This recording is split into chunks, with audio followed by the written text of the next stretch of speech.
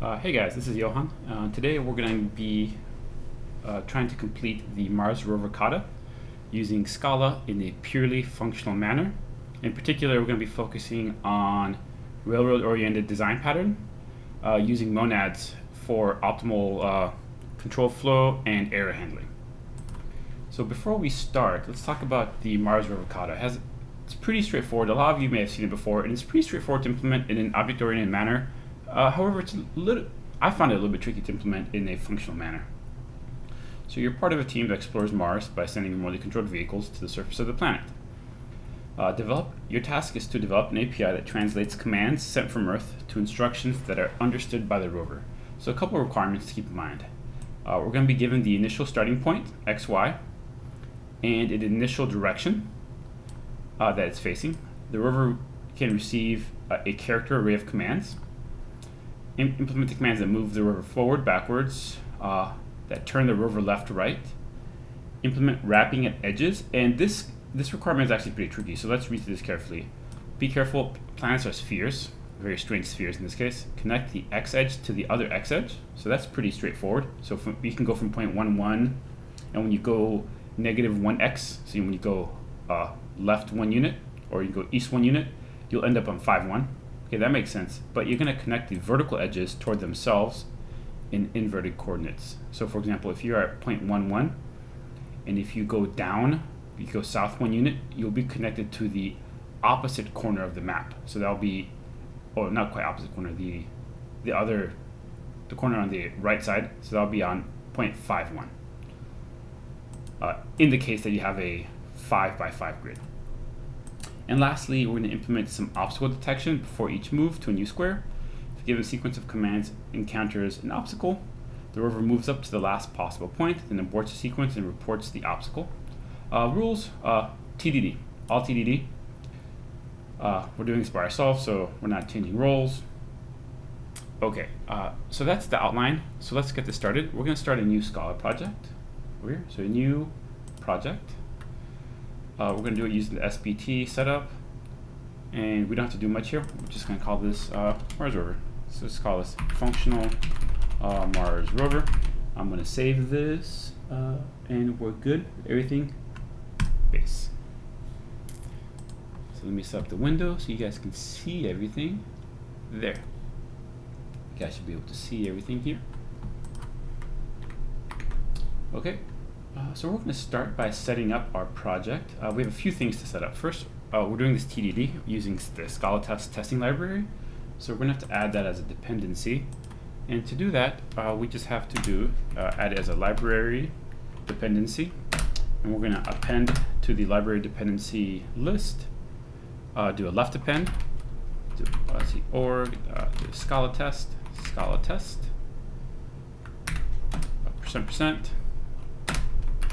Scala test, %. I'll do version 3.0.8, % test. There, that's enough. And in particular, when you're using the IntelliJ IDE, you're going to want to reload the dependencies. So that's just telling the SBT, Scala build time, to download and load up the dependencies that we just added. So now we have that up and running, we can make a test. We can add a test. So let's start by first creating a package. Let's call this package, Mars Rover.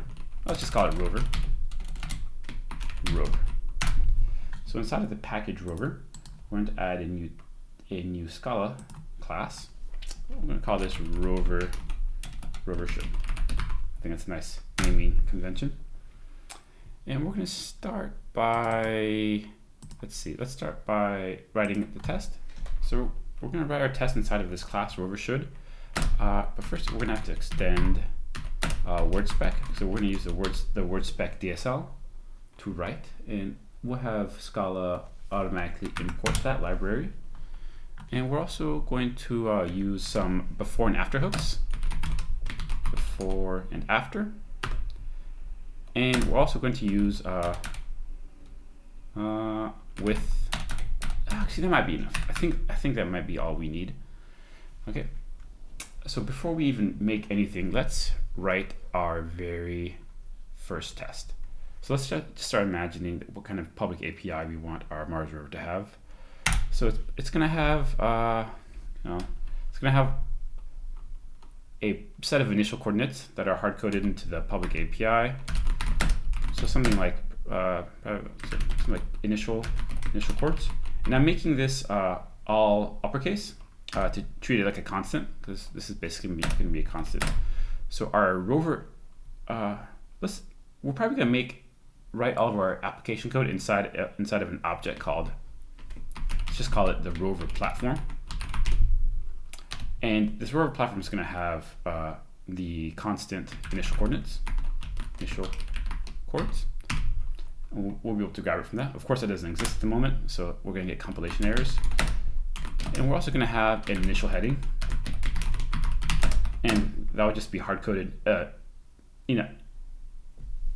some point we could have a configuration file that would configure the initial coordinates and the initial heading, but for the purpose of this relatively simple kata, we're just going to hard-code it as a constant.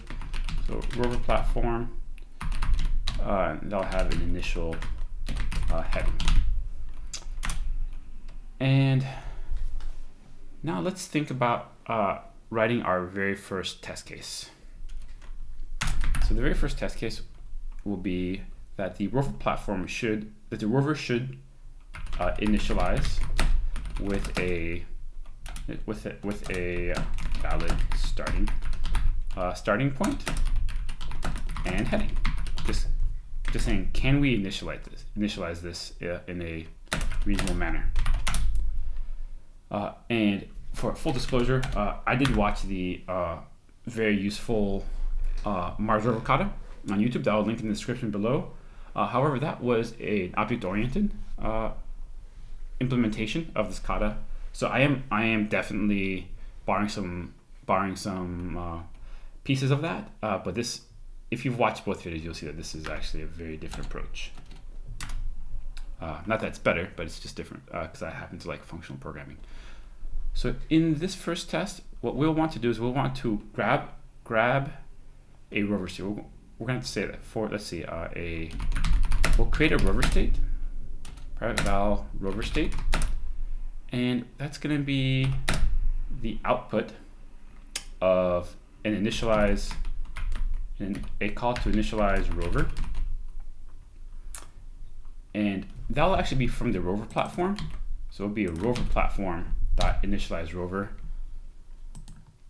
But what we'll do is, although Rover platform does not exist at the moment, eventually we're just going to import the Rover platform, import all the elements of the Rover platform, so we don't have to, keep prepending Rover platform everywhere. So let's see, and we'll initialize Rover, and in order to initialize a rover, we will pass it the initial coordinates over here, and the initial heading. And that will be all the information we need to initialize rover. I guess no point having this private. Okay. So we have a value, so that's an immutable value. And you know what? It's not really rover. This is really just rover state. We'll just call that rover state instead. And the first test we'll write is, I like writing tests using pattern matching because Scala has a really powerful pattern matching API, and I like to take advantage of that. So we'll say that we'll write a test like this.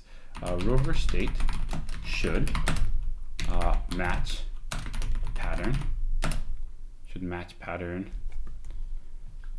Let's see, what's wrong with this? Cannot resolve symbol should. Oh, I think I need to import with either values. Yeah, so we imported either values there. And we're also going to need to import the match pattern. So import this here, there. That'll give us access to the match pattern. So it should match case. And this is where we're gonna jump right into using monads. So rover state is gonna be a monadic value. In particular, it's gonna be an either, using an either monad. So we're going to be matching against right value. So if it's a valid state, we're going to have something called a Rover state data object, and we're going to match it against using the constructor matching pattern. We're going to match it against a Rover state, and we're going to pull out the position. So the first element of Rover state is position. It will be a position object, and the value of the position should be the initial coordinates, and then the value of the heading should be north. And the current speed should be 1. So this is our first test case in a nutshell. And as you can see, there's a whole lot of things here that we have not implemented yet at all. Let's see. Okay, so now we've written our first test. I think we can start writing our implementation of the actual application to see if we can get this test to pass. Obviously this test is just going to fail because nothing's going to compile. As we can see, once the code finishes compiling, nothing exists. So now we have to make it.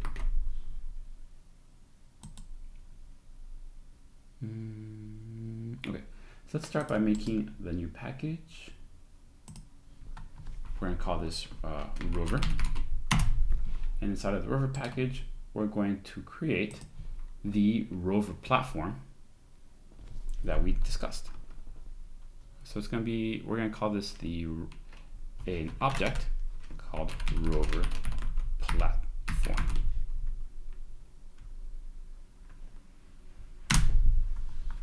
Great. Okay, so we've got the Rover platform. So what do we need to include in this Rover platform in order to get these tests to pass? So I'm going to try and make this text big enough so you guys can see everything. So in order to get these tests to pass, in fact, let me just make this text really big so you guys can see everything. There. So to get this initial test to pass, we need to do one thing basically. We need to define an initialize Rover function inside of our object. And the initialize Rover is going to take a few things. It's going to take, as I specified here, we want the initialize Rover to take an initial coordinates and an initial heading. So it's going to have chords. It's going to take chords, which would be of type a tuple int.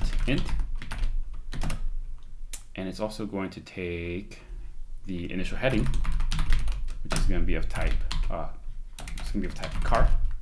type character.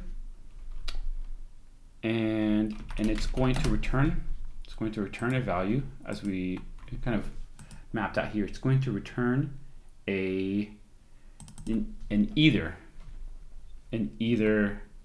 monad. So it's going to return an either monad, and it's going to return an either monad where the right value is going to be a Rover state. So let's call it the left value for now. We don't have to implement the left value for now because that's not part of the test. But let's just call it something. Let's just call it whatever, Rover error, and we'll call the right value Rover state. Of course, those don't exist.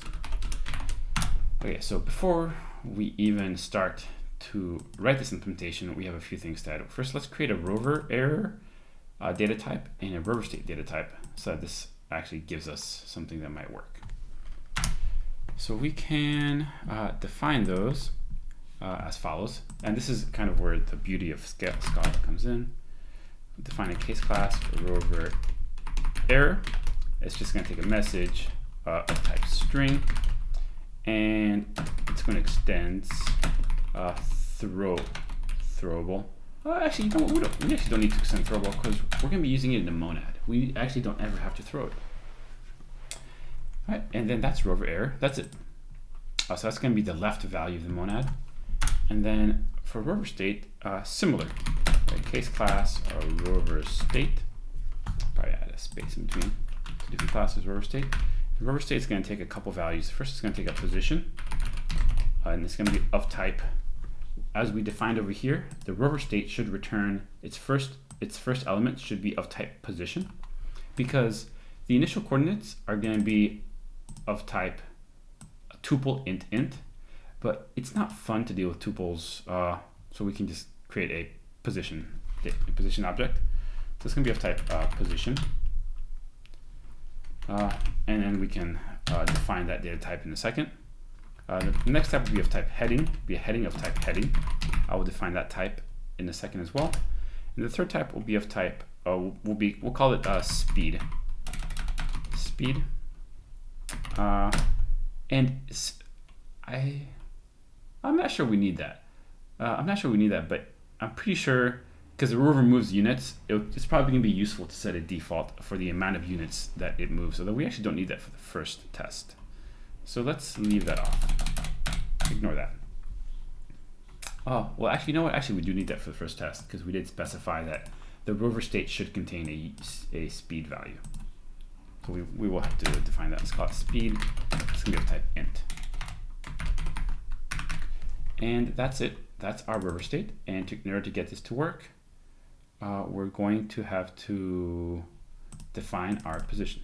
And of course, that's of type position.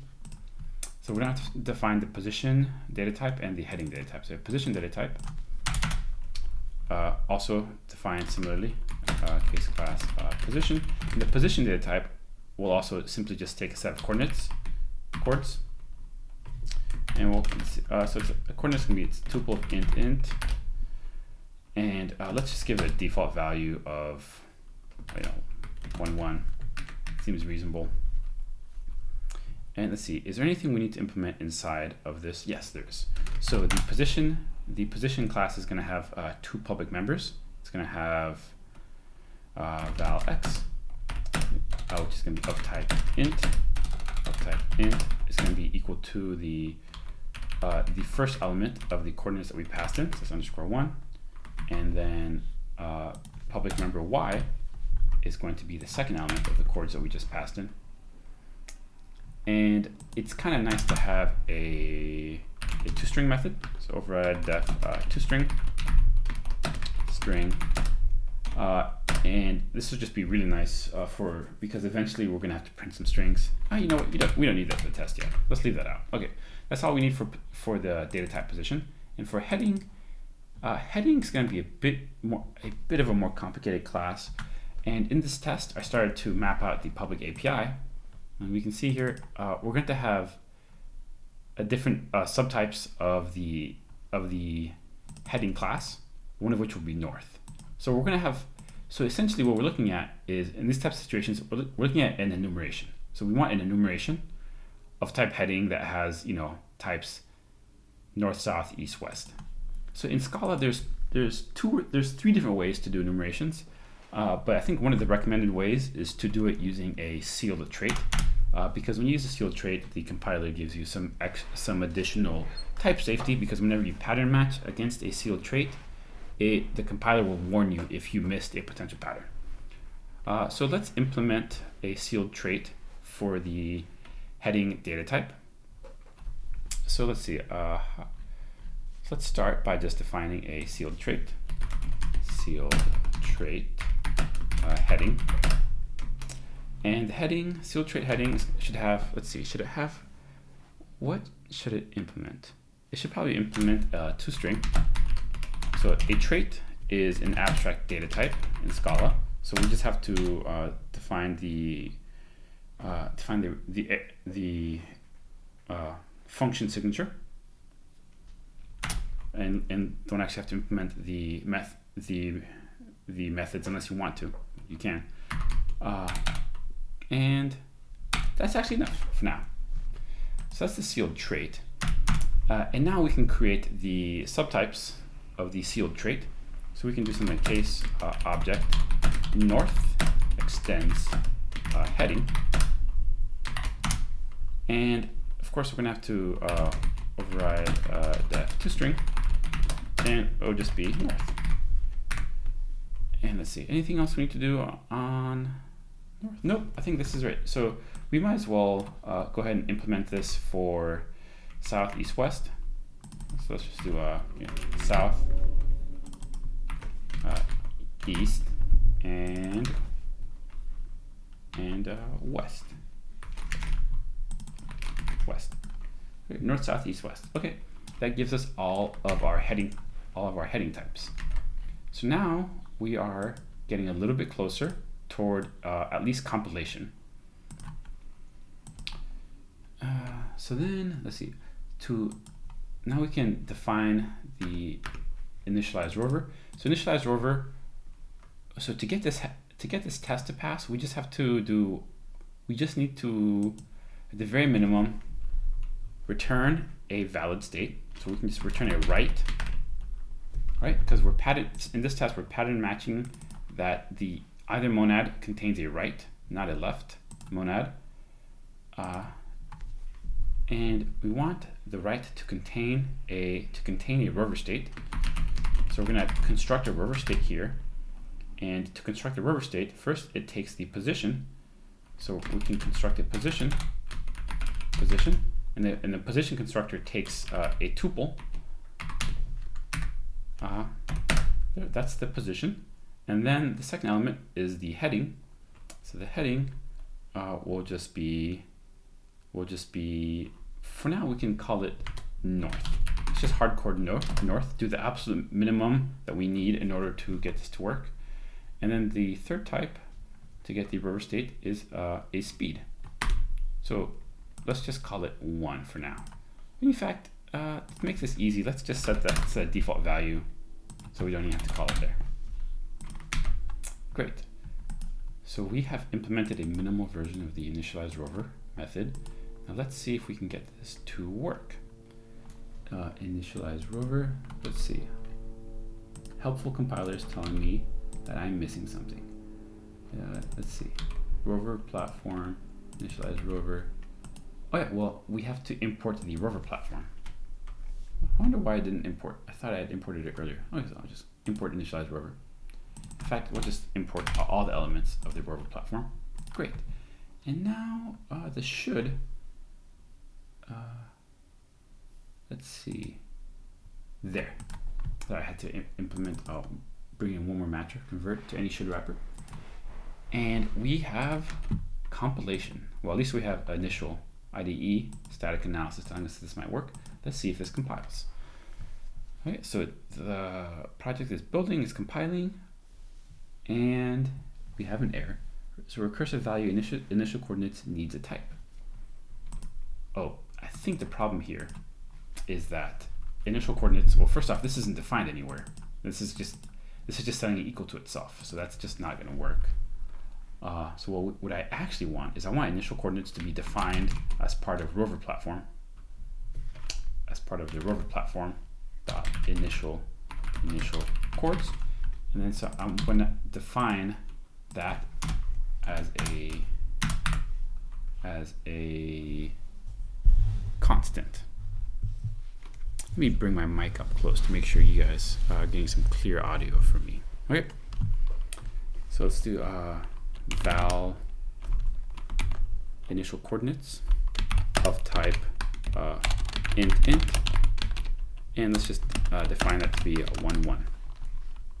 Great. So that takes care of this. So we also want an initial heading to be similarly defined inside of the rover platform. Initial heading, and this will be a type car, and we'll set that equal to n. Yes, because looking back at the requirements, we're going to be given a string that determines the direction, and we're going to be given a tuple that determines the initial starting coordinates. So that's what we have to work with. So let's see if we've done enough to get the first test to pass.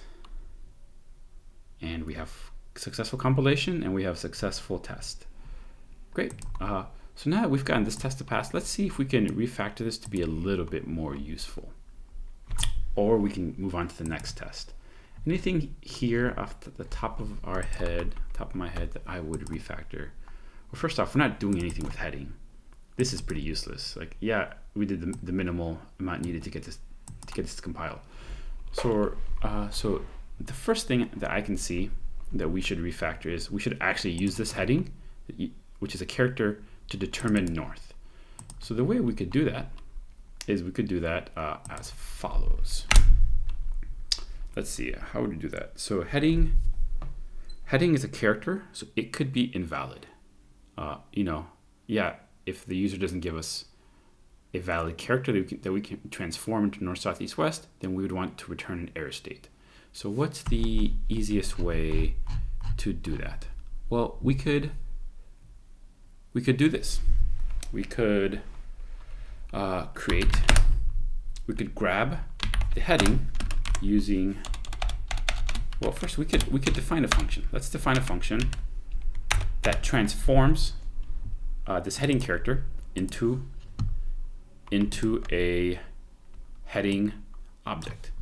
Right? So let's call this, and this is going to be part of our private API, so private def. Let's call it toHeading. It takes in an initial character. Let's call this a C character, which is of type character, and it's going to return an either of a rover error, either monad containing a rover error in the left as the left value, and a heading as the right value. And what we're going to do here is we're going to match. We're going to use some awesome Scala pattern matching to convert this character into one of our sealed trait classes, sealed trait data types. So if this character is n, I want to return a right of north. And if this character is a south, I want to return a right of type south. And so these are the data types that we define down here. Of course, you have to spell them correctly. Let's copy this like this. So if the character is E, then I want to return an east. If the character is a W, I want to return a west. And if the character does not match any of these, if it's anything other, and this is where Scala's pattern matching becomes really powerful. If it's anything other than those four characters, I'm going to return a left.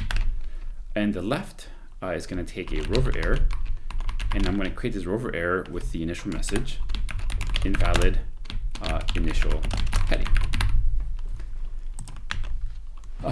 So great. So this method not only converts the heading character into the heading data object, it also provides validation of user input.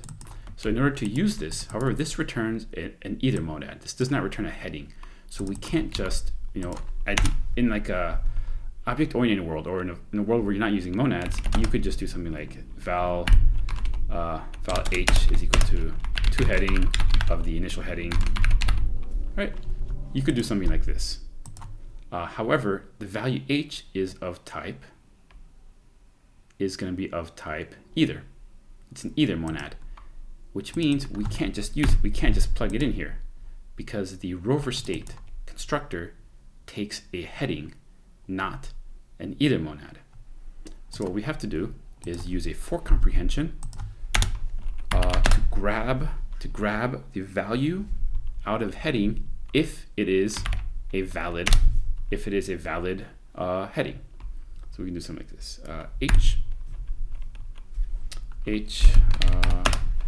the toHeading over here, and then we can yield the right. But now, yes. So let's think this through. So I'm getting a compilation error here. This says that this required an either. The return type of initialized rover should be an either with a left value of rover error and a right value of error state. But instead, what we are returning is a either with a left value of rover error and a right value of right, nothing rover state. And that is because we're turning this into a right, which we don't need to do. So let me explain what happened here a little bit, because what happened here is actually one of the hardest parts of, at least for me, it was one of the hardest parts of writing good functional Scala, was learning how to use the either monad. And all these lessons apply to the other monads, the option monad or the success monad. So when you use a for comprehension, first we're saying that this function returns an either monad. So the for comprehension is going to say, okay, if this return value is of type right, then I'm going to grab what was inside of that right, which is a heading, and then I'm going to pass this valid heading into the yield block, and it can be used inside the yield block, and it's going to take the output of the yield block and it's going to wrap it in a right, because if you get to the yield block, that means that whatever you're producing from that yield block should be valid because all of the inputs are valid, right? So this yield block will yield a right Rover state. And if if anything within the for comprehension, if any of these inputs that we're grabbing out of either monads ever fails, then the for comprehension will automatically return the left. Will return left. So in this case, when the heading fails validation, it returns a left error. So the for comprehension up here would just grab this left error and return it, which satisfies the function signature, right? So is this either, when the validation fails, it returns a left composed of a Rover error, and when the validation succeeds, it returns a right, which is composed of a Rover state. Therefore, we have successfully satisfied our function signature. So that was a lot, and I could go on about this a bit more. This took me a while to figure out, but this works. However, this is still incomplete. So we are validating that the heading is correct, but we are not validating that the position is actually valid. Like these coordinates, we don't know if these coordinates are valid. These initial coordinates could be totally, random coordinates that don't even fit within our grid, which brings up another question. We haven't actually defined an initial grid. So we are getting a bit outside of the scope of the initial test. So before we could kind of keep refactoring here forever, but let's add a few more tests before we start refactoring more things to make sure that what we're doing actually works. So for one thing, let's test that if we pass in an invalid heading, that it does return a left. So I probably should have written that test before I actually refactored. Yeah, I should probably follow a better TDD principle, so I got a little bit ahead of myself. So let's say it returns a Rover state, a Rover error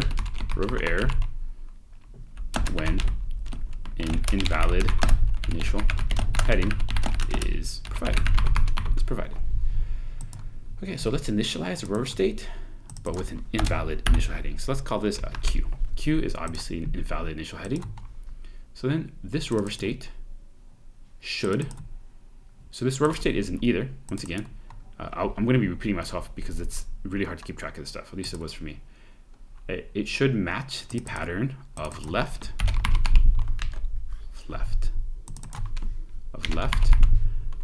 and instead of this Rover state, it should have a Rover error. It should have a Rover error, and that Rover error should contain the string invalid initial heading. And yeah, I think that's the correct test. Let's see if this passes.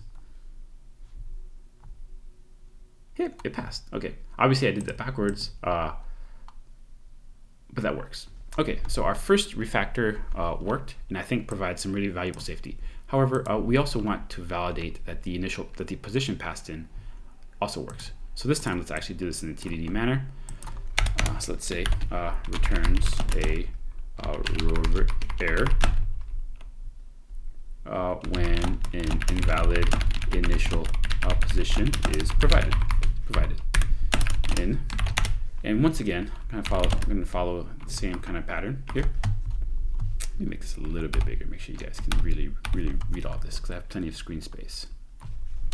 Let's do a rover state equal to an initialize, lowercase, initialize rover. And we're going to pass in some invalid initial coordinates. So let's just call this whatever, 2020. And the heading should be valid. So let's just do, initial heading. Initial heading is fine because we know that's a valid initial heading. And then we're going to pattern match this rover state. Rover state should match pattern. And the case we're going to use is case. It should return a left. It should return a rover error. In the rover error, let's say it should have a string. Invalid initial heading. And yes, obviously you shouldn't have random strings in your code. These error messages should be pulled out into constants that are stored within the Rover platform or some kind of configuration item. And then we would use those strings. But for the purpose of this Kata, I think this is fine. And it works. Great. And just as an aside, normally in a pattern match, whenever a pattern is successfully matched, then you would run all the code to the right of the rocket. But in this case, we're just using the match pattern, so there's no need to run any code. We're just testing if this pattern matches or not. So that's why we have to add this rocket and no code after the rocket. Okay, so this test should fail, and it does, and it fails because it did not match the pattern given, because it did not return a left. This probably returned a right, but it should not have.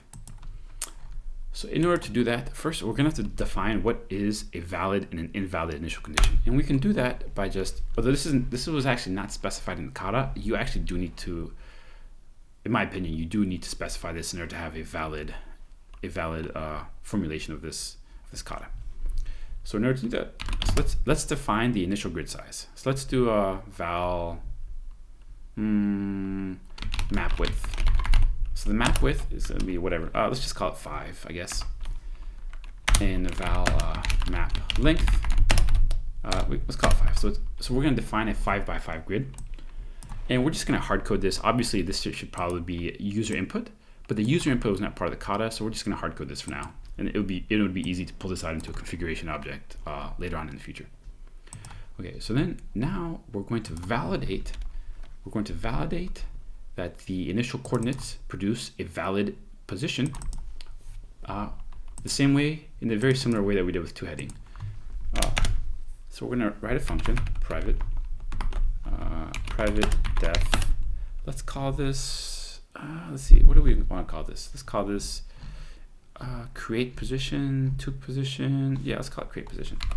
Create position, and it's just going to take a set of coordinates, which is a tuple, int, tuple of int, and it's going to return an either of rover error or of position. Okay, and we're going to determine whether it's a left or a right by just making sure that the coordinates fall within a 5x5 grid. So if the first value of the coordinates dot underscore 1 is greater than 0. So this, I'm actually not sure if this is the most elegant way to do this, but I'm just gonna brute force this because I think this is pretty straightforward. And if the first value of the coordinates is has to be less than max, and because the first value of the coordinates is the x, so that is the width. So it has to be less than or equal to the max width, because you can be in 1,1 or you can be in 5,1. Those are both valid x coordinates. And the second value of the coordinates should be also similar, greater than 0. And the second value of the coordinates, dot underscore 2, should also be less than or equal to map length. So if it satisfies these conditions, I'm just going to return a right containing a position with coordinates. Otherwise, else, I'm going to return a left, the rover error with the string invalid initial position. And once again, I really should just pull these strings out. In fact, I'm just gonna go ahead and do that. Let's pull this out. Let's just define a constant val invalid position, invalid initial position equal to there. What happened there? There. Okay. Valid initial position. There. Might as well pull this invalid initial heading out as well. Invalid initial heading. There. Invalid initial heading, and we'll do this there. Okay. A little bit of a refactor. So then, okay. So we have the create position function, and now we can do the exact same thing that we did with the heading. We can use the for comprehension to grab the value of the monad, that is the return value of the create position, if it is a right, if and only if it is a right. So we're going to create position, pass it the coordinates. All right. So if create position returns a right, grab the value inside of that right, call it p, and pass it here as p. And we have, it seems that we have no compilation errors. This seems to be working. So let's go back to our test and see if our test is passing or not. I am going to replace this with the constants. Let's call this Rover platform dot, what do I call it? Invalid initial heading. And let's call the string Rover platform dot invalid initial position. Okay, let's see if this test passes now. It does. That's great. So we have three passing tests, and we're actually, honestly, we're kind of past the hardest part of this kata. Validating user input and setting up the kind of the structure of the application is generally the hardest part. Everything else, we're just kind of following the same pattern that we've already established here. Okay, so what do we want to do next? Well, we have a few more requirements of the kata. Okay, so this requirement is done. Okay, this is going to be the most important requirement. Actually, this is going to be pretty tricky, so I may have spoken earlier. It receives a character array of commands and implement the commands that move the rover forward and backwards. So let's focus on these two requirements. So first, it returns a valid rover state. Returns a valid state when given an empty list of commands. So that's kind of a nice way. So like when it's given a command, it can execute the command, and if the commands are empty, it still returns a valid state. That's kind of a nice place to start. And as you can already see, we have some like well, this is pretty good actually. This is pretty fine. Yeah, this is good. So we're going to do val. So first we have to initialize the rover, and we keep having to initialize rover. Okay, well, let's rover state initialize rover, and we're going to initialize the rover. In this case, we just want to initialize with initial coordinates and initial heading. And as you can see, we have the exact same line of code here and here. So we can actually pull out that line of code into a before hook. So we can do something like this: private var. So we're going to create a variable. So var is a variable. We're going to call it rover state, and it's going to be initialize rover, and it's going to take initial chords and initial heading. Okay, and then what we can do is in the before hook, we can update that value, we can reset the value rover state back to its initial value before every test. So rover, let's call this rover state. It's going to be equal to initialize rover. So we're going to reinitialize the rover before every test, and initial heading. So now we can just use this value of rover state inside any test. So over here, we actually don't need this. This test becomes a very clean one-liner, and this test also becomes a clean two-liner. Okay, so now we're going to take a rover state. Let's call this. Let's say that rover state is going to be equal to. So what we want to do here is we're going to call the rover platform. We're going to call the execute commands function. Execute commands function, which does not exist obviously, but that's going to be a function as part of the rover platform object, and it's going to take a rover state. It's going to take a state, and it's going to apply a list of commands to that rover state. So let's call a val. Let's call this commands. And this is going to be a list, and it's going to be an empty list. An empty list with no elements. So let's call this commands.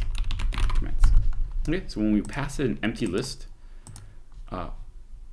this is going to give us a new rover state, and then we can write an assertion that rover state should match. In fact, because the commands don't do anything, it should actually be the exact same thing as this.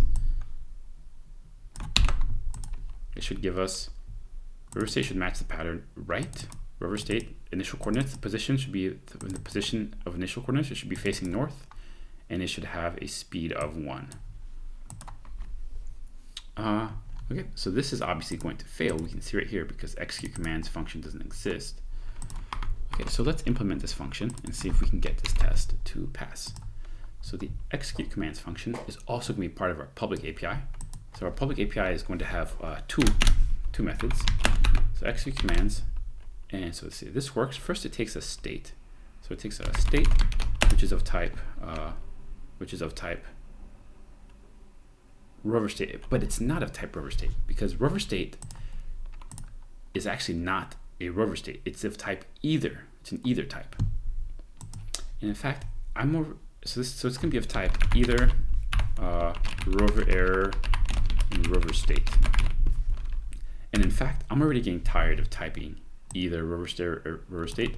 So I'm actually just going to pull that out, and I'm going to define a type. I'm going to define a type alias, so I don't have to keep typing that out. So let's call this private val. Let's call this just either state, and that's just going to be of type either rover state rover error. Yeah, that's it. So that's our either state, and now we can replace this with either state, and we can replace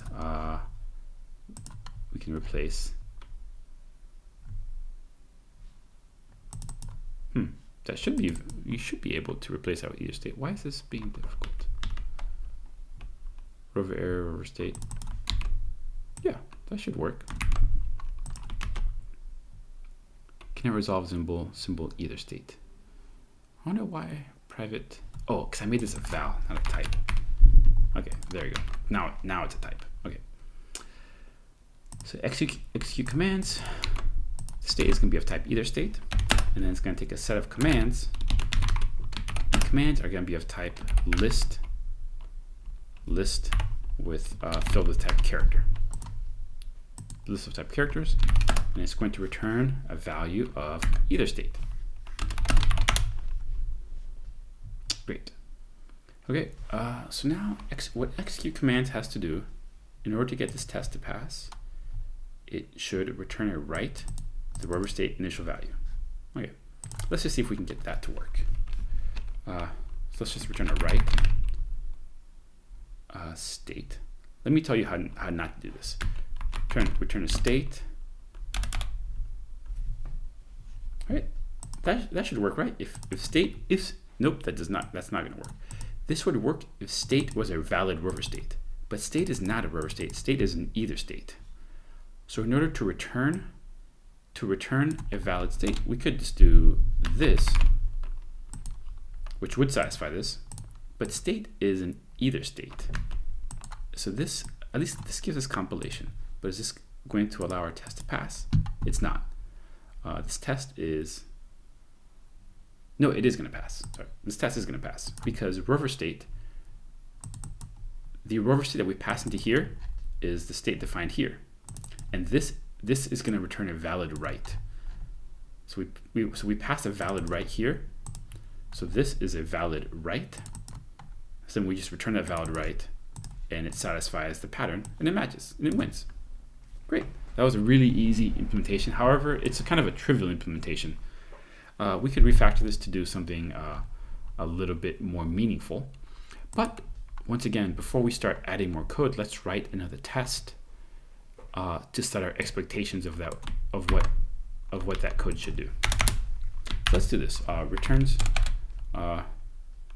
updates. So let's do so rover state. So rover should return a state. Return a rover state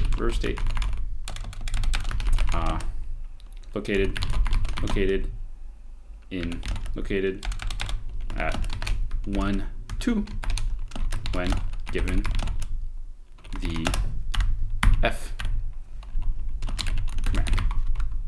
Right? So when the rover state is given one command, f, it should go forward, and because the initial heading is north, it should go up from coordinates 1, 1 to 1, 2. So let's kind of probably copy this a little bit. It's gonna be pretty similar. So now we're gonna have one character here, and it's gonna be a character f. So when it executes this, it should return a right. So we're gonna pattern match this to a right, to a rover state, but the position is no longer gonna be initial coordinates. The position should be val new position, or new coordinates. New coordinates. It's gonna be 1, 2. New coordinates. It's gonna be a tuple of 1, 2. There. And I'm gonna have to give that make this into a, you have to uppercase this, because if this is lowercase, when you pattern match here, Scala will actually treat new coordinates as a new variable within the scope and assign the value of that was inside of position to new coordinates. But we're not trying to assign a new value to new coordinates. We're trying to pattern match against this value. So to do that, you have to treat it like a constant, and Scala treats any uppercase variables as constants. So if we uppercase this, then it will say this test will pass if and only if the execute commands function returns a right, which contains a rover state, which contains a position, which was constructed by the tuple 1, 2, and it's heading north and 1. So this is a valid test of what we're trying to do. So let's see if this test passes. Well, it's not going to pass because we don't have meaningful implementation of the execute commands function. So now let's actually implement this in a meaningful manner. So, okay, so obviously we can't just return state here. So to do this in a functional manner, the best way to do this is probably going to be to take the state, is to take this list of commands, and we're going to fold over the commands. So we're going to do a commands dot left fold left. So we're going to fold from the left, and if you're coming from like a JavaScript background, which is background I'm coming from, it's similar to reduce. Fold left is almost the same thing as reduce. What it does is it's going to iterate through the values of command, and it takes an initial value. So initial value here is going to be state, and then it's going to apply this binary function. It's going to apply the binary function with it's going to apply this binary function to the accumulator and the command. And this is going to and it's going to apply those, the accumulator and the command, to the execute command function, or to whatever function we pass it here. So we can pass it some function. So really quickly, before I define any function here, what is happening here what is happening here is fold left is going to iterate over the commands. So every iteration is this command variable is going to be replaced by the next element in this commands list, and the accumulator variable is going to be replaced by the return value of this function. And this function takes the current accumulator. So in the first iteration, the accumulator is going to be set equal to the initial value, which is going to be state. So it's going to take a state in the command, and it's going to return a new state. And then the new state becomes the accumulator. So then we're going to apply the command again to the accumulator, which is just the updated state, and then apply the next command. So you can see how this fulfills our requirements of taking a state, applying a command like forward, returning a new state after having applied forward, and then taking the next command, which is maybe turn left, and it's going to apply turn left to the new current state, which is going to return a new state, which is going to have gone forward 1 and then left 1, or turn left, and then it'll apply the next command. So fold left is a really powerful functional, and it fulfills our needs here. But we have to actually finish implementing this. So let's call this, I don't know, let's call this, I guess, execute. This is execute commands. Let's call this execute command, I guess. Yeah, that makes sense. Yeah, just call it execute. Execute. Let's just call it execute. Yeah, sure. Okay. So now we actually have to define this function execute. This is also going to be part of our private API. So private def execute, and execute takes the accumulator, which is of type state, which is of type either state, and it takes a command, which is going to be of type car. It's going to be a character, and it returns, and it has to return a type either state, because the return value of this becomes the accumulator, and the accumulator has to be of the same type as the initial state in order for fold left to actually work appropriately.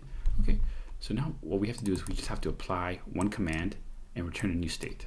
Apply this command to the current state and return a new state. Simple enough, but it's actually not that simple. It's somewhat involved, because we have currently validated the initial heading, we have validated the initial position, but we have not validated the command. We have no idea what is inside of this. It's just a character. We have no idea what's inside of it. It could be Q, S, any of these invalid commands. So we're going to kind of follow the same pattern that we followed up here in order to validate, well, we could, in order to validate the command. Or, you know what, let's follow a slightly different pattern just to show. So, just to show how it works. So first, let's find a way to parse. Let's find a way to parse, you know, whatever. Let's call it C. To parse the command. Let's call this parse. Let's call this to command. Okay. So this is going to be a function that takes the character and transforms it into an actual command. So what do I mean by that? Well, I don't want to directly use these characters because I want to be able to validate them. So in order to validate them, we can follow this pattern right here, something like this. So what we can do is we're going to have to define a set of sealed traits to use as an enumeration for the valid commands. And then once we've defined these sealed traits, or these objects that extend a sealed trait, then we can pattern match the character against this, return a command, and if it returns a right, then we know it's a valid command. So this is I think this is a very common pattern in functional Scala. So let's define a, kind of similar to what we were doing before. Let's define a sealed trait, and let's call it command, I guess. And we can just define a toString on it, because that's kind of nice. It's always nice to have a toString. And then we can do a case object. So we're going to have 4 different commands: forward, backwards, left, right. So we'll call it case object forward. That's kind of useful. forward, extends command, and that has to implement def override def toString forward. Great. And we can define a couple similar objects. Forward. We'll do backward. We'll do. So I kind of want to call this left, but we shouldn't, because left is actually one of the monad types. So we don't want to confuse ourselves. So instead, let's give it a more descriptive name of left side. And we'll call this one right side. Okay, that's it. That's all of the objects. That's all of the commands that we have to define. And now we can write a function similar to toHeading, except it's going to be private. It's going to be a private def. We call it toCommand. So we're implementing this command up here, and it's going to take a command. It's going to take a character. It's going to take a character, and it's going to return an either of Rover error or command. Okay, so following this, we'll do the character match. If the character matches case F, then it should return forward. And similarly, if it matches B, it's going to return backward. Oh, but in fact, we don't just want to. We need to return the right to indicate that this is valid. So these are valid commands. And if you get a L, this is going to be a right of left. If you get an R, sorry, not left, it's going to be right of left side. And if you get a R, you get a right of right side. Oh, all right, granted, this looks pretty weird, but that's just how the naming came out. And if you get anything other than this, following the same pattern, we're going to return a left, Rover error, and let's call this invalid command, and let's define this constant over here, invalid command.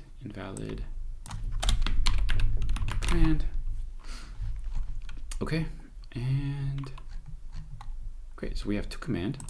So now we can. So now this is going to be an either. So what we can do is we can actually just pattern match. Well, let's see. What we can do is kind of follow the same pattern we did before. So let's do a for C toCommand. So this will be, C will be of type either Rover error or command. And then, so if it's valid, then we're going to yield execute. Let's call this. Now we're going to call a function that's actually going to execute this command now that we've identified it. And so let's call it execute. In fact, maybe let's rename this. Yeah, that's fine. I guess execute. Let's call it match and execute. I think that's a good name. Let's call it, or let's call it yield parse command. Yeah, let's call it parse command. Yield parse command. Yeah, sure. Parse command. And this function parse command is going to take a state, which is an either state, and it's going to take an either state, and it's going to take a command. Yeah, I think that's what we want. Yes. So this doesn't exist yet, so of course we have to define it. Private parse command takes a state, it's like either state, and it also takes a command, which is of type command, and it returns back an either state, right? Because it's possible for this to fail. Like this parse command function, this is, we might be moving the rover or turning it left or right, so it might fail. So it has to return back in either state. And we can just start by just like returning back state, I guess.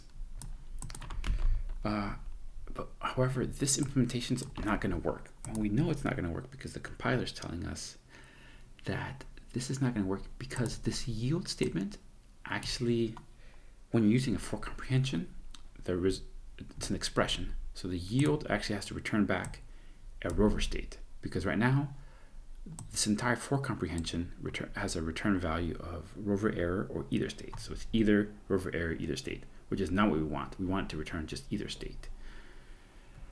So we can take a different approach here, and the different approach could be something like this. We can do a to command, and we can match this. So let's just comment that out for a second, just so we have it for reference. So if the output of to command and command is a write of type command, it's a write, and I'm just grabbing the value, the command value out of this. In fact, let's call this whatever C. If we get a write, we're going to grab the value out of that write, and which must be a valid command. You can see right here that C is of type command. Then we can call parse command state C. And if it's of case left error, then we can just return left error. So what this is saying is we're going to grab this command, we're going to validate it. If it comes back valid, meaning it's right, then we're going to parse the command, and parse command has a return value of either state. So it's going to return back either state, and which can be either a rover error or a rover state. But however, if the to command validation of command fails, then we're just gonna then this to command itself is going to return the left. We're just going to grab the left that it returned and return that. So therefore, the return value of this match statement is either a rover error when it's left or a rover state when it's right. So that fulfills the function signature. So this works. Okay, so we have everything here working, but parse command, currently the only thing parse command actually does is it just returns the either state that's passed to it. And that's not going to make our test pass. We actually have to update the state in order to get the test to pass. So let's do the absolute minimal thing to get this test to pass, and then we'll refactor it and make it a little bit more meaningful. So right now this test is failing, saying that it actually returned back position 1, 1 when it was expecting position 1, 2. So let's just return back an either state with position 1, 2. So we can just return back. Let's just see if this passes. Right rover state 1, 2 and north.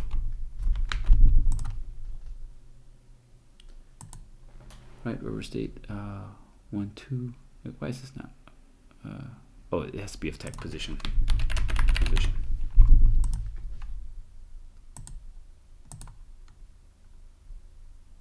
Is that a valid position?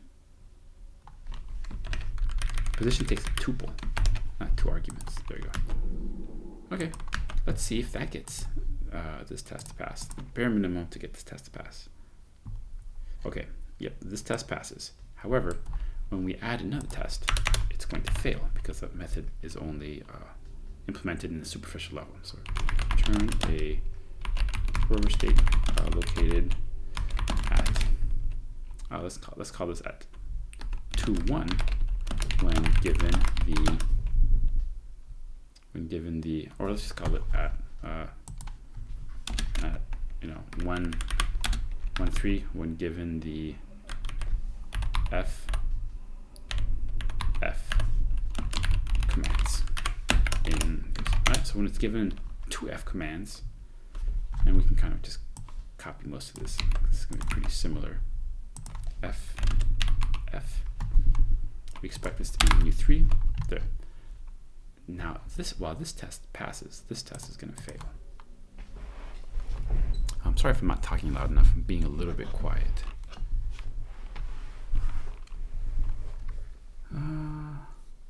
Okay, this test has failed exactly the way we expected it to. So in order to implement this, what we have to do is we have to actually do something with this parse command. Okay, so in order to do something meaningful with this parse command, we can kind of follow the similar pattern to what we've been doing. So we're going to grab the command. We're going to take this command and we're going to pattern match against it, right? Because we have to do different things depending on what the command is, right? If the command is forward, we have to do something. We have to move forward. So we have to move forward.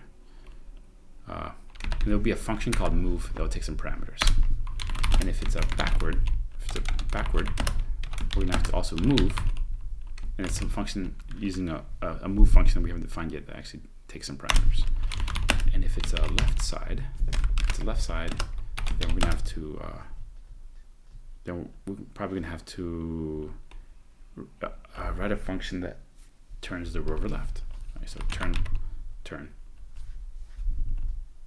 Yeah, that makes sense. Turn, not return. A function that takes turn, and it's gonna take some parameters. In case right side, it's gonna function turn that turns right side. Okay, so we actually don't need the left side and right side to get this test to turn, to get this test to pass. So we're gonna leave that commented out. But I do want to implement this move function. So what does this move function want?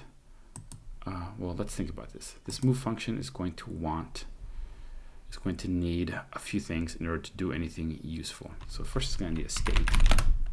It's going to need a valid state because the return value of the move function has to be in either state. So it's going to take the state, and it's probably going to take how many units are we moving forward?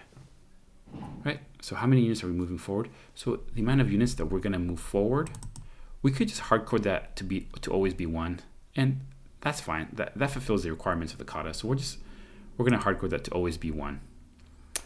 However, I want this to know that we're moving forward.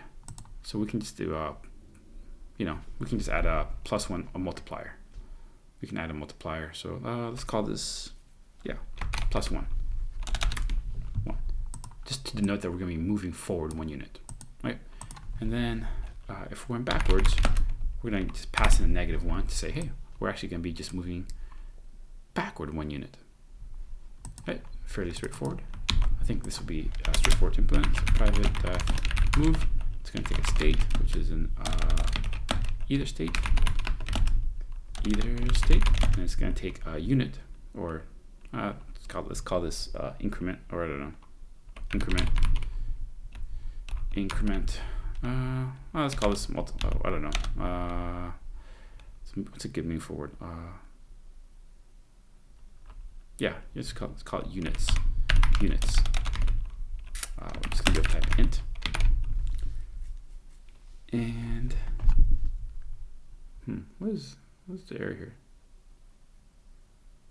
Function definition. Okay. And this is going to have a return value of either state because it needs to have a return value of either state in order to fulfill this function signature. Okay, so this is going to be fairly straightforward. The only thing we're doing is we're going to take the state. We're going to grab it, but state is a monad, so we're going to grab the value inside of state. And in this case, we're just going to do it with a map. Because one of the nice things about monads is you can always map over a monad to grab the value and update it and return a new monad, which is one of the reasons why monads are so powerful. Okay, so this map is not so much an iterator as it is just like a way to grab a value out of a monad, and if it is right, then apply the function inside of the map, and if it's left, just ignore it. That's the way the either monad works. That's the way the map operator on the either monad works. So if the state is a right, so it's a valid. So if it's a valid rover state, then what we're going to do is we're going to just create a new rover state, create and return a new rover state, and we're going to see how would that work exactly. We're going to create a new rover state with at current position. Well, let's do this. Let's pull this out into a couple of different lines. So position, current position, current position, current position. It's going to be equal to s dot position. Why is this being difficult? What error is this telling me here? S is of type nothing. What did I do wrong here? So I'm mapping over state, which should be valid. Can you resolve simple state? Something is wrong here. What did I do wrong here? Oh, def. Jeez, okay. Okay. So we're mapping over simple state. So S is a state dot, so it has a position. So I'm going to create a tuple from position dot x and s dot position dot y.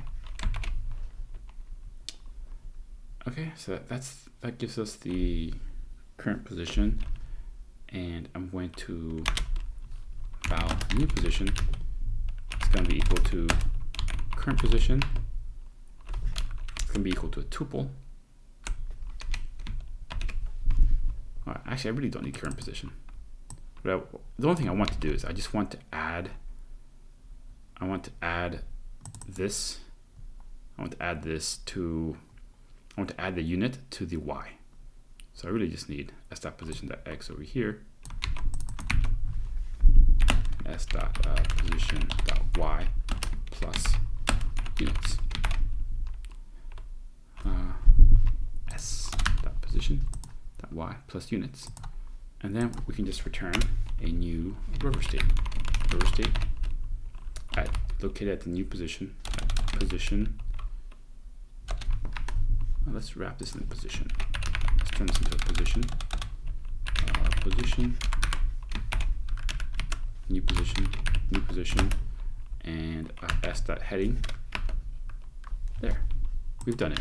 This is a minimal implementation, an absolutely minimal implementation of the move function. Although we are going to have to refactor this. This is not actually going to work because obviously I just hard coded this to always move in the y direction. So now we're going to move in the x direction. This is going to fail. But let's do a minimal implementation, and then we'll refactor this once we add the next test. Great. So this is going to work when we have a forward, when we move forward, or when we move backwards. Actually, this is going to work for both. So let's test it out. Is this going to work? First, let's see if all of our tests will pass. Do all of our tests will pass?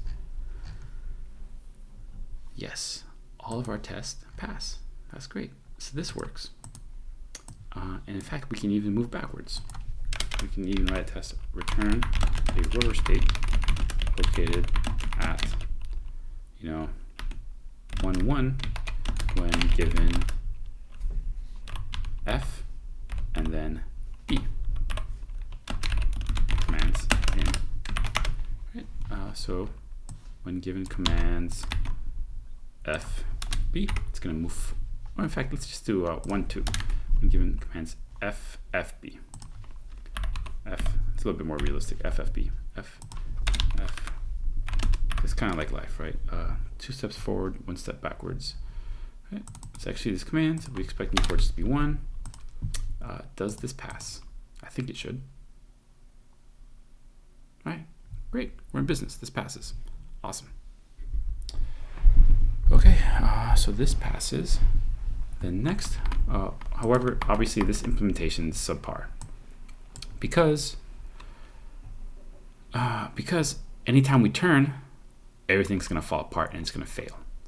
So we're gonna have to implement a few more pieces of functionality to actually get this to work in a meaningful manner. So return a rover state located at, let's say 2, 1 when given L or when given R and F commands. Okay, so here we go. So let's say we have kind of similar code. So let's say we're going to give this guy R and then an F. So we expect the new coordinates to be 2, 1, and we expect the heading to be it turned right. So he was facing north, and when he turns right, he's going to be facing east. So is this going to pass? No, it's going to fail. It does compile though, which is nice. Right, so right side. Okay, and it actually gives a pretty nice error. Match error, right side. So in fact, if we go to the error message, it says the match statement hit right side, and that was not implemented. So if we do this, okay, so the error message told us exactly what we need to do. We need to implement this turn function, and but that's still not going to be enough to get that test to pass. We're also going to have to implement a useful version of the move function that actually works.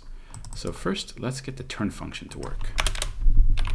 Private def turn, and turn is going to take a state, which is an either state, and it's going to turn a direction of left or right. So let's do, whatever. Let's call this. Let's call this left side. Let's call this a side. It takes a side. It's going to take a side, which is of type medial. And medial is not, or of type lateral. And lateral is not a valid type, but I'm going to make it a valid type in a second. It's going to return either state. So what I'm going to do here is I'm going to define a trait called lateral. So it's sealed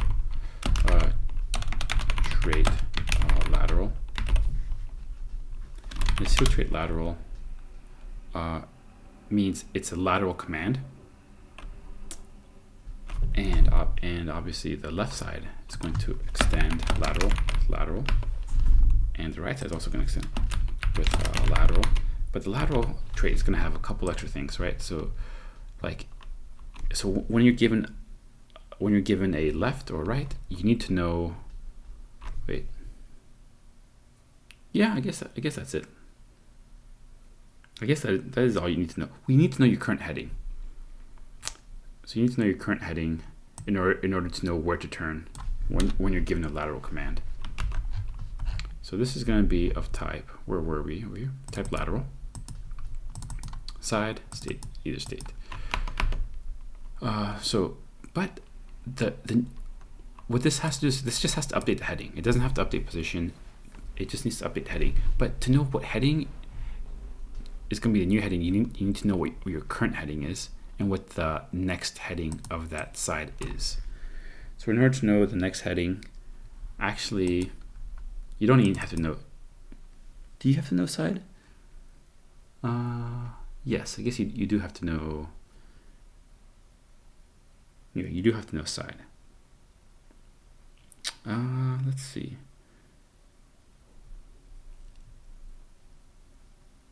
Yeah, this works. Okay, let's turn left side, right side. And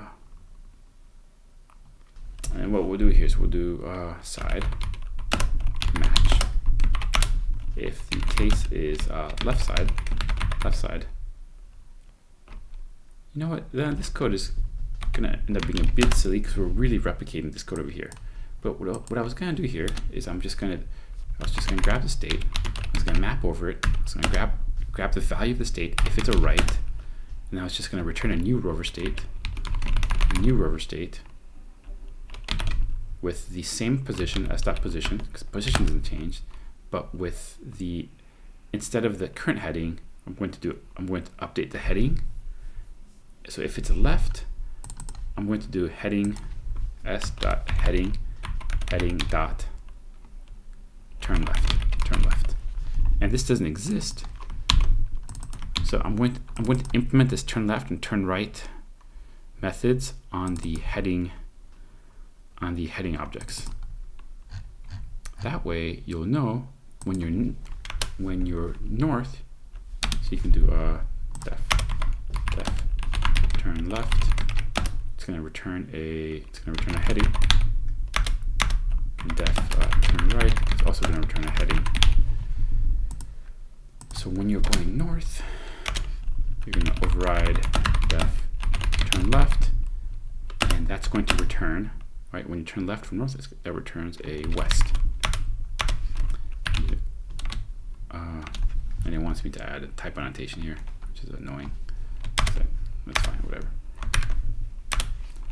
Override def turn right, turn heading, and when you turn right and you're going north, you go east.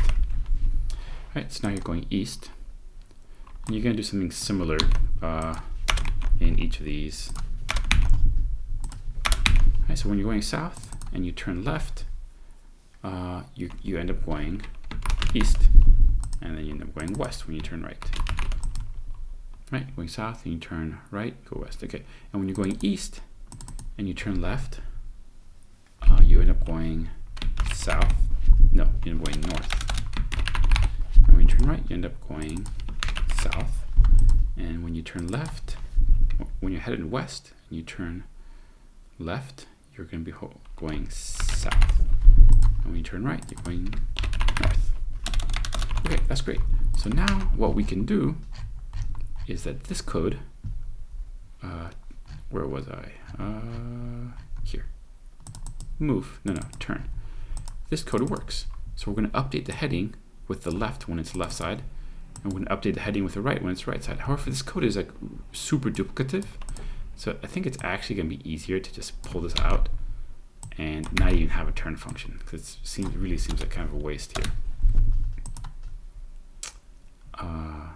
However, we are going to have to add one extra parentheses. Yeah, that's it. Yeah, but this is going to be a turn right. Great. And in the future, we could refactor that out, but that's pretty clean at the moment. Okay, so what we have here is we can turn left and turn right. That's going to work. In fact, let's try it. Even though this test is not going to pass yet, let's write a quick little test to make sure turning left and turning right works. So let's do this. Return a Rover state heading west when given command to make it so the initial heading is north. So we just have to give it the command.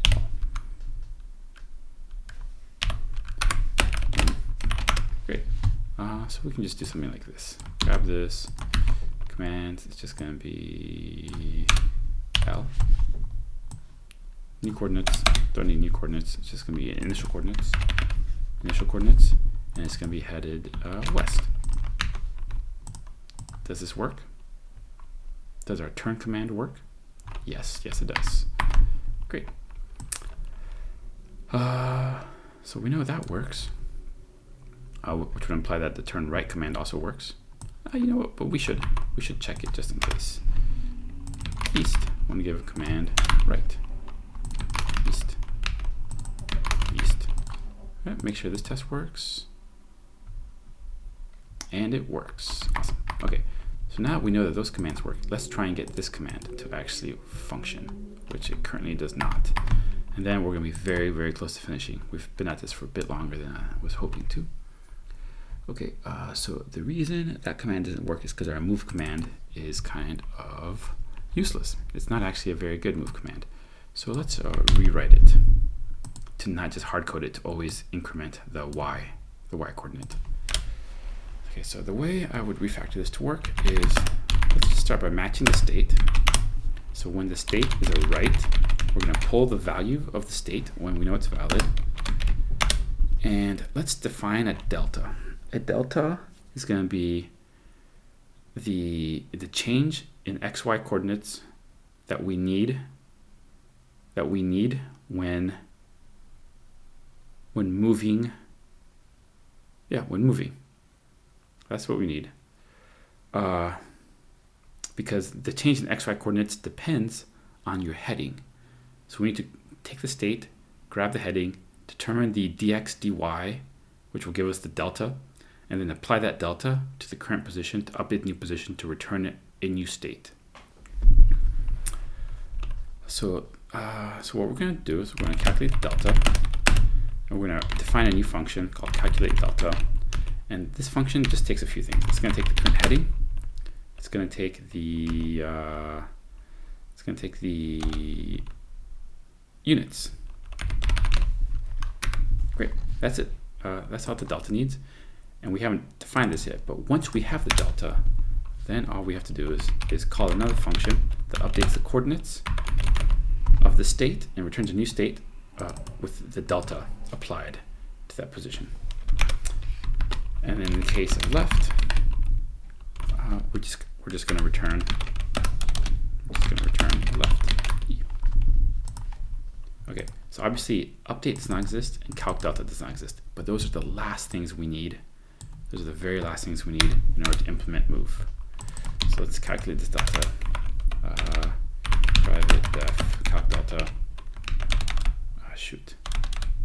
Def calc delta, and let's call this.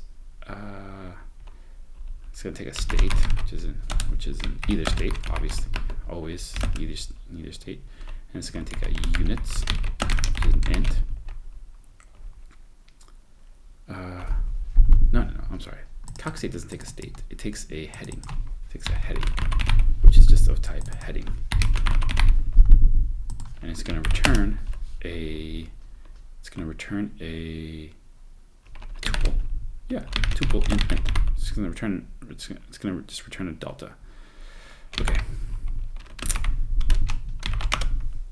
So the tuple is going to be the dx, so the number of units that we need to move in the x direction, and the dy, the number of units that we need to move in the y direction. That's what we're trying to calculate here. So in order to calculate this, let's see here.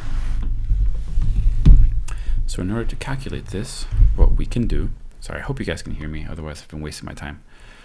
We're going to calculate the delta. So let's grab this val dx. It's going to be equal to,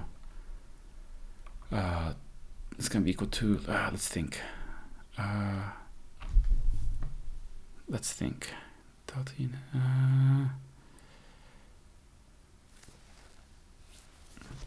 how do we want to calculate this dx?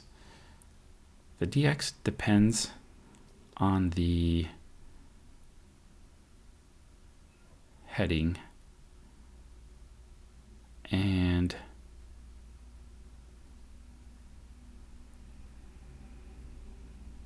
yeah, that makes sense actually. So for any given heading, to increment one more direction in that heading, it's gonna give you a delta. So what we want is actually, we're gonna grab the delta unit from the heading. So delta unit doesn't exist. It doesn't actually exist. And we're gonna call this delta unit. Yeah. Times. Yeah, that's right. Let me think. Units. What is this? Units is move delta, calculate delta. Oh yeah, and this units actually acts more like a multiplier. Actually, that's like because units really is just like we're either moving forward one unit or moving backward one unit. So it's still an int, but it's more of a multiplier.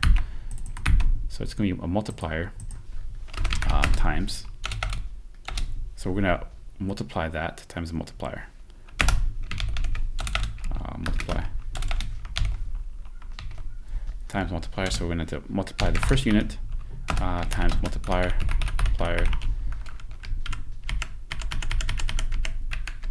Yeah, great. Okay. However, we have to implement this delta unit. So each heading needs to have a delta unit. So let's see here. So these are the headings right here. So heading needs to have a delta unit def delta unit, and each delta unit is going to be a tuple of int. So we're going to have to implement this. So let's just do this. Implement method delta unit. Yeah, sure. Implement method delta unit. Yes, please. Implement method delta unit. And implement method delta unit. Okay. So we have all these delta units, and we have to implement them. So when you're going north, to go 1 unit north, all you have to do is increment the y by 1 unit. When you're going south, in order to go south one more direction, all you have to do is increment the y by 1 unit. When you're headed east, in order to go east one more unit, all you have to do is increment the x 1 unit. And when you're headed west, in order to head west 1 more unit, all you have to do is decrement the x by 1 more unit. So that's delta units are very useful. And I like to keep my case objects pretty tight. Okay, there. Okay, so now we have our delta objects. So delta unit times 1 multiplier. Okay, that's our dx, and then our dy is going to be the second element of the delta unit times multiplier, because we need this in case we're going backwards. And then this is just going to return dx dy. Okay, that's our delta. So now we have our delta. So now all we have to do is define this update function, which is going to apply the delta to the current position. So let's do this. Private def update.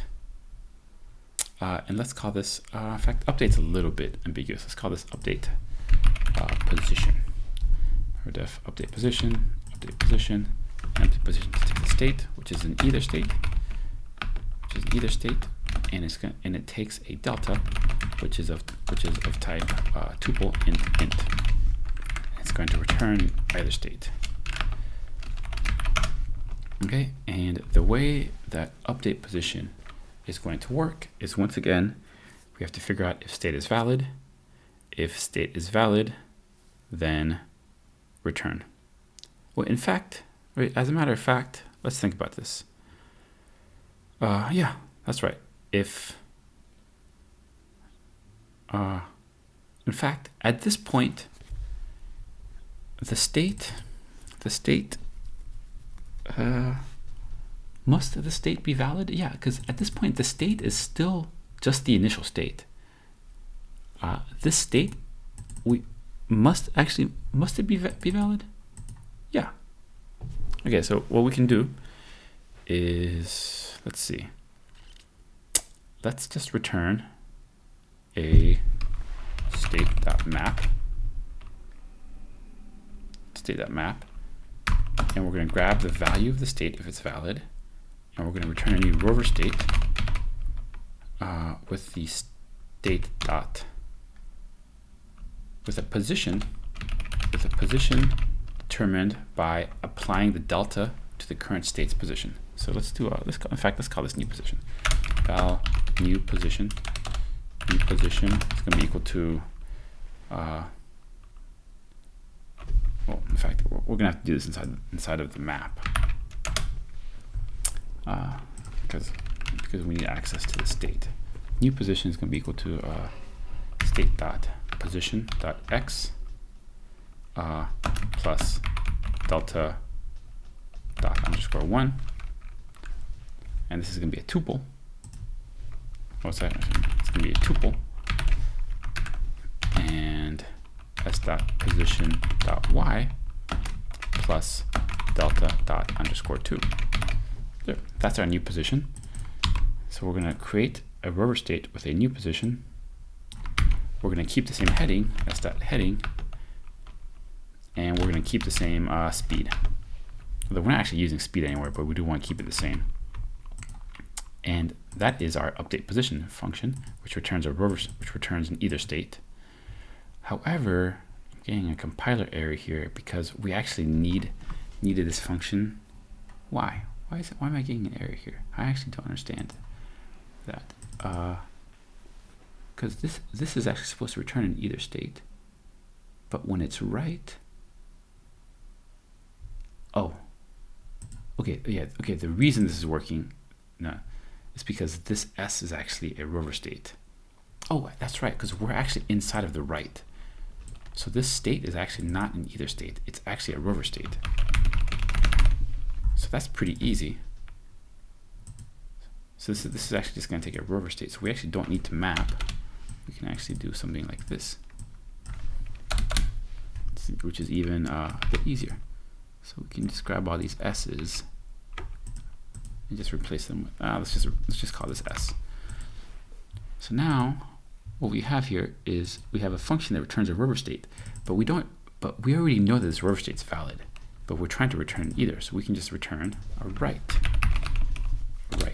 of rover state. Awesome. This is it, guys. I think we've got it. This might actually be everything we need. Okay, let's see if this last test works. Returns a rover state, look at it to 1 when given right F. Oh my gosh, it works. All of our tests pass, I think. Let's double check. Do all of our tests pass? Yeah, all of our tests pass. That's it. Well, we're not quite done with the Kata. We have to do one more thing with the Kata. Okay, so we can move forward, backwards. We can turn left and right. We can turn left, right, move forward, backwards. We should probably add a few more tests to grab the edge cases. We have not implemented wrapping at the edges, and we have not implemented obstacle detection. However, this video is getting kind of long, so I'm going to save those 2 last elements of the code kata for a part 2, which I will link later. Okay, guys, we've basically made it 80% of the way through this kata, maybe 90% honestly. Pretty cool. I hope you guys have learned something. I learned a lot doing this kata. All right, catch you guys later.